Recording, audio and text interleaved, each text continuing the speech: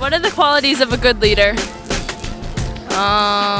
Responsible, brave, strong, confident, always does what's right, not mean. no fear, Responsibility, honesty. Power to gain control, to step up, to have courage. Don't hold back, just go, and you see something needs to be done, just jump in and lead. Take initiative, courage, strength. Somebody that can pull people together and make their morale better, and somebody that can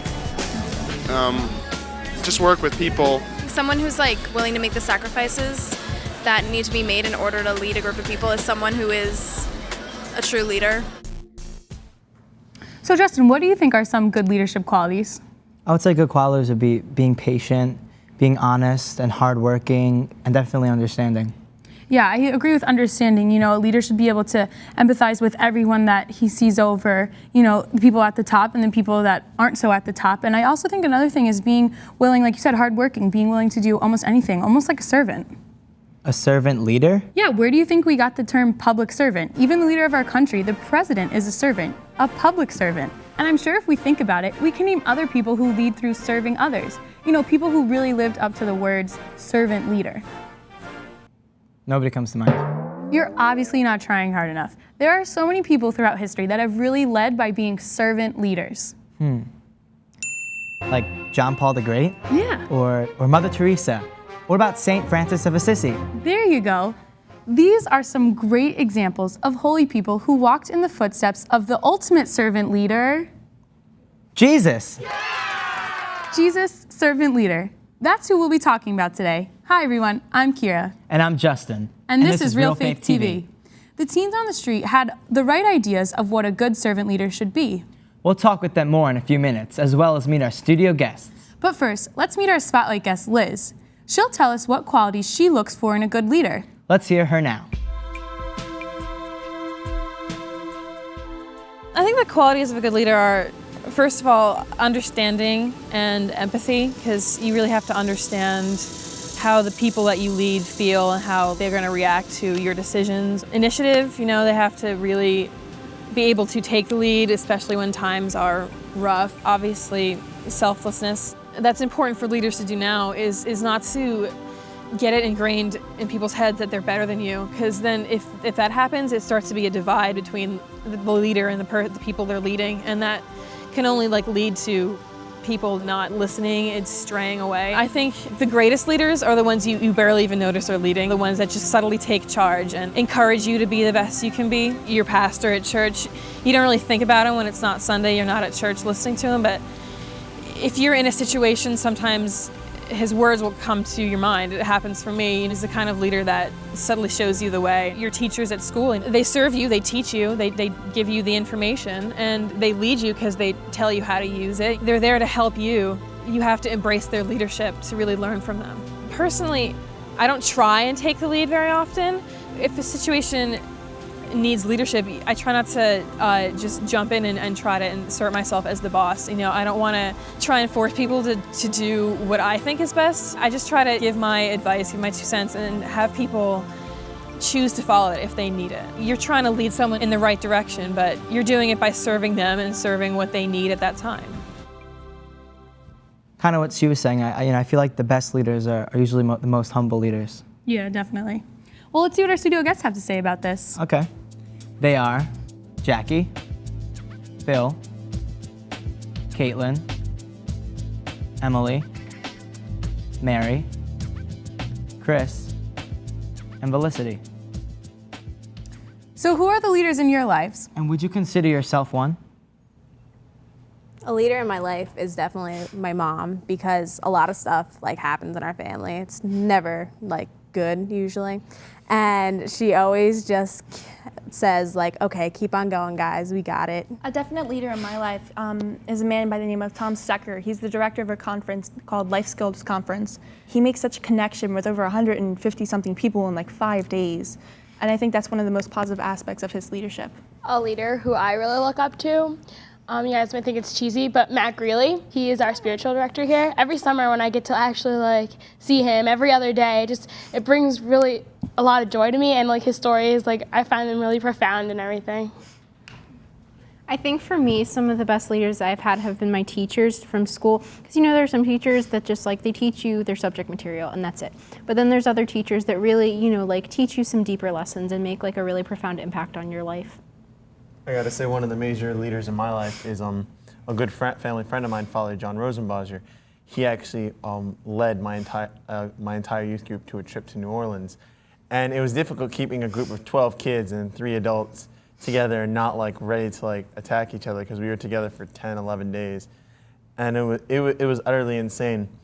But to answer the question, do I think of myself as a leader? I have to say I kind of do, because there's times where no one else is willing to step up to the plate, and sometimes it isn't the best job, but someone needs to step up and really take the leadership role and guide everyone. I had to do that with my small group in New Orleans. We were all kind of bummed out because we didn't get to do the jobs we wanted, and someone actually pulled me aside. They're like, Phil, you got to rally us all together. No one wants to listen. So I just kind of got together. I was like, all right, guys, we have to take some lemons, make some lemonade, and go out there and do something right.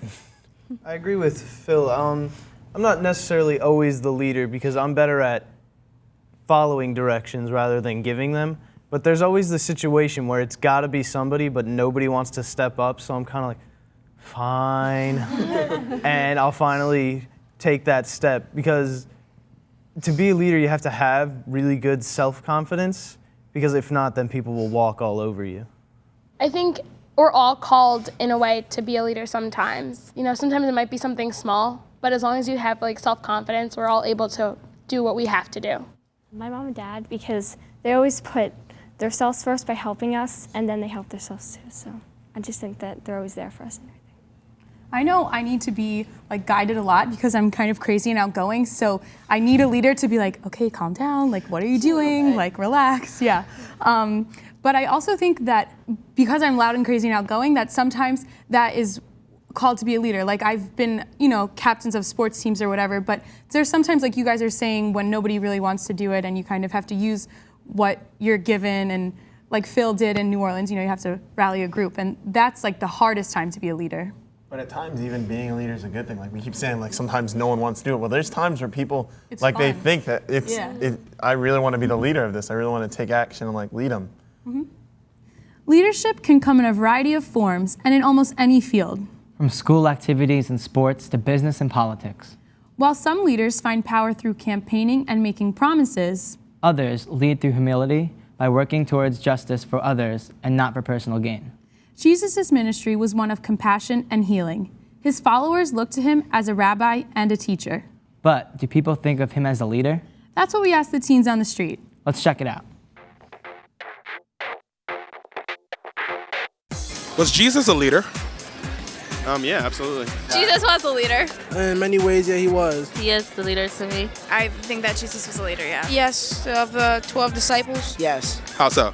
Because he led people to faith. He stood up for something that he believed in, and he had followers, so he was definitely a leader. For one, he died for us. He didn't care what anybody thought of him. Back in the day, he was kind of looked at as, somebody that was radical.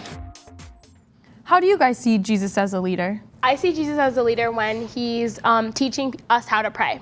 So he teaches us how to pray the Our Father. So we learn how to pray. I think the simple fact that Jesus spearheaded the entire Christian faith is a pretty big show of leadership. I mean, it's been over 2,000 years. I think we've done a pretty good job with it.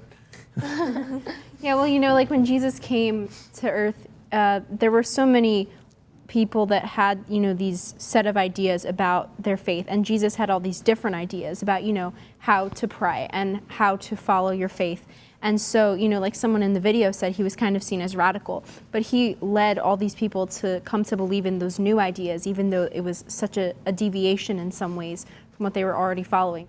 Part of being a leader for me is doing the things that someone else or someone in your following might not want to do. And Jesus definitely did that when he talked to what were called the untouchables back then, people with leprosy, people with disease, and some people basically rejected and outcasted by society. He prayed with them, he ate with them, he sat down at their table with them and said, you are a child of God, you are my brother, you are my sister in God. He did lead through example, and now I used to have a bracelet and it used to say WWJD on it. And I would always look down at it and just be like, what would Jesus do? And I would always use that as kind of like a guide. I'd just be like, what would he do in this situation? I think the simple fact that, he died for us. I think a good quality in a leader is putting others before you, and he did so much for others, and he always put himself last. Next, let's go back to our spotlight guest, Liz, where she shares how she sees Jesus as a leader. Jesus was a leader because he was obviously a revolutionary thinker for his time. He said that God is there to protect you first and foremost. He's not there to punish you. He's trying to lead you in the right direction. The bravery that it must have taken for him to go against all the norms of the time were just so astounding. It was new and it was just so much more real to the people back then, I think, that they couldn't help but flock to it, to want to be a part of it, that it was a greater truth being revealed through him that they didn't know before. He invited people to follow him. He didn't force anyone, which is a really good quality of a leader. You can't force people to do what they don't want to. People could see that he was so right, that they wanted to follow him. They wanted to be a part of anything that he was doing that made him the best leader. People would criticize him for socializing with the servants and the tax collectors and the people of that time didn't really respect. He cared more about others than himself. As much as we see Jesus as a great leader, both in his time and as the bridegroom of the modern church, he is also very much a servant. When Jesus walked the earth, a servant was synonymous in many ways with a slave. It meant that you were really condemned to a life stripped of dignity, rights, and respect. You were of the lowest social class, taking on the most menial of jobs. Jesus called himself a servant. He was willing to lower himself to a pitiable position in society out of his love for us. Next, we asked the teens on the street if they would ever want to be a servant. And if they ever saw Jesus as a servant. Would you want to be a servant? No. No, I really want to be a servant. No. Why? Because I wouldn't be good at serving. I'll be a servant. Don't have a problem with that. Was Jesus a servant? A servant? No. No. Jesus was a servant in a sense, I guess. I mean, it all depends on how you look at everything. Yeah, he's a servant. Yeah, he was a servant of God. Yeah, he was to God. He was a servant to God. By saving everyone, by dying on the cross. He brought God's word. He embraced God's words. He taught us God's word. He was a servant to his people. Just the fact that he died on the cross. In what ways do you think Jesus was a servant?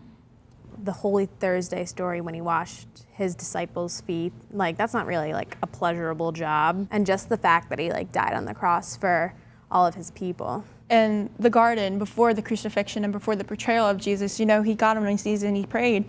And he's like, you know what, God, I really don't want to die. If there's any other way of doing this, you can let me know. But if I have to, I'm ready to. And he's a servant in that he always followed the ministry of his Father, the God the Father. And he may not have wanted to die initially, but he did for our salvation.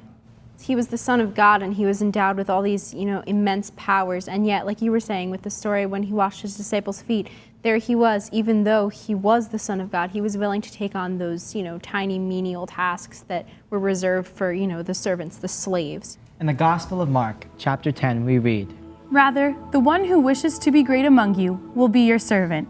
Whoever wishes to be first among you will be the slave of all. For the Son of Man did not come to be served, but to serve and to give his life as ransom for many. Next, Liz discusses the ways in which Jesus was a servant during his time here on earth. He came to this earth to serve. It was his purpose.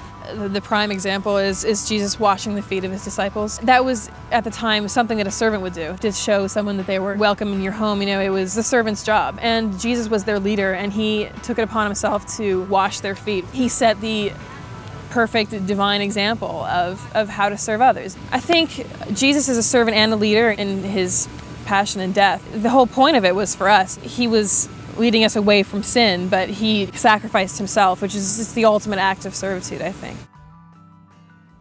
Jesus did not call others to bow down before him and worship him during his time here. He did not expect to be treated like an earthly king with power, prestige, and money. He clearly wanted to share a message that the one who wants to be first in the kingdom of God shall be the servant to all. In heaven, the first shall be last, and the last shall be first. This is kind of a foreign concept in our society, which constantly promotes young people to be leaders and individuals above all else. In fact, Liz talks to us next about how we should look to ourselves as servants first and leaders second. And how she wants to be an example for others as she enters college in the fall. Yeah, I think society today really tries to push people to be leaders. Everyone has to get ahead, make a name for themselves. I think if people try to be a servant first and only try to be a leader when the time called for it, when it was necessary, then I think you'd find a lot less conflict. You'd find a lot less, clashing of wills. It's just a struggle for power more than it is a struggle to help people with leadership today. That could be reversed if people just took the time to think about others instead of themselves. A good way for in teenage life is to kind of almost relinquish control of the situation.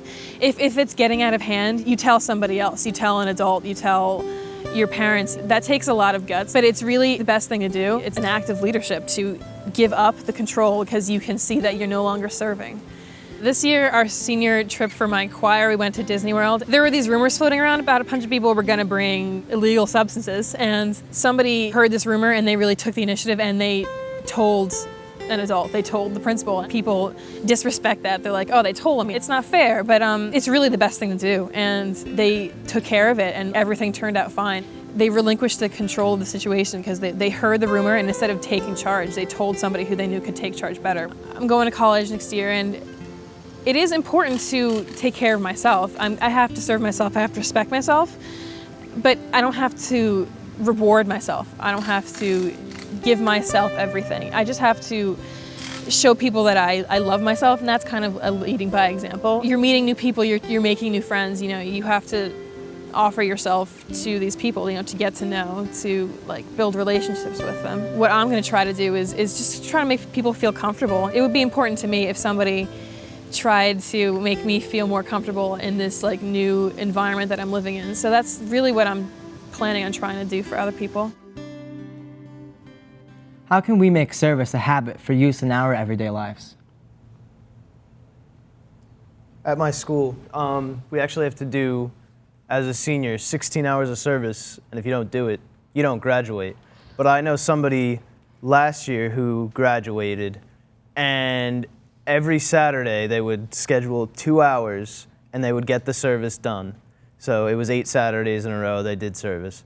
On the 9th Saturday, I went, hey, you want to go hit up the cross-country course and we can go practice? And he goes, oh, I'm going to the church and I'm serving breakfasts. I was like, dude, you already did your 16 hours, you're done. And he actually still does it now.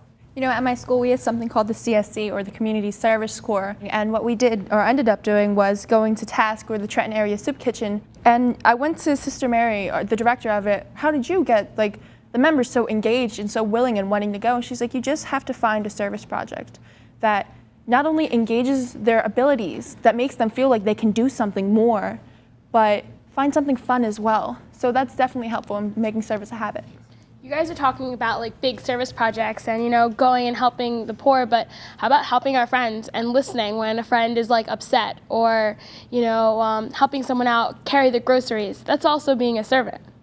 I think even doing little things at home, like helping your siblings out if they have issues with their homework, or if they need help with a chore or something, going a little bit farther for your parents. If they say, oh, clean your room, instead of just cleaning the room, maybe tidy up the bathroom or something. I think that God gave us, special gifts, and I think that we should use those gifts to help others. And for me, I'm in my music ministry at my church. My friends think oh, every Sunday you have a performance or whatever. It's not a performance to me. It's something that I'm singing to God and I'm praising Him, and I feel closer to Him. Just rewarding to me, and I think it's a good way to serve God and to serve others. I participate in my church community, and I do also sing in my choir, but there's all these little kids and I help them out, so that makes me happy. In my school choir, we sing for all the masses, and just like Justin, I don't really see it as a performance either. Also, another thing is kind of stepping outside your comfort zone, and because if you're nervous about trying something, you can use service as a way to try it out, and then you can then form a habit about it. Like if you wanted to go on a trip or see someplace or something like that, if you use service to kind of delve into it, no one's going to reject service, so it's a good way to just try something new. As Christians, we are called to serve by using our talents and abilities, all gifts from God, to make the world a better place. How ungrateful would we be if we didn't honor him with the blessings he's bestowed on us? Because we are all unique in our abilities and interests, we are encouraged to share our gifts with the world, instead of hiding them or coveting them as our own for our own purposes. Jesus was the Son of God, whose abilities were limitless. He shared his understanding, truth, love, power, and forgiveness with all he came into contact with. He sent the Holy Spirit to empower each of us to lead a life of service to God and our fellow man. Knowing this, is it possible for someone to lead as they serve? That's what we pose to the teens on the street. Let's hear them now. Lead as they serve? Yeah. Help other people? Do what's right. I mean, don't be a hypocrite to your words. By being a good person and serving someone for like a food can drive or something like that for like poor people or something. Show good examples. Well, actually, you lead and you serve back. Like, you give back. They give you love and follow. You love them and follow them in their footsteps to see if you can help them out. The teens on the street shared some good advice, but what do you guys think are some ways you can become a better servant leader like Christ? I think it's all about, like, you know, what we've been saying, like putting others before yourself. Because, you know, when you do service, like, it just, when you see that you have made someone else happy, it makes you happy too, on a completely different level from the things that you just do for yourself. I think something we should remember in being a servant leader is to listen and to be open to different ideas, because there's not always one way to do a certain project or a certain task. So if someone gives you advice, you should be able to take that in and say, you know what, thank you, because now I could think about something a different way.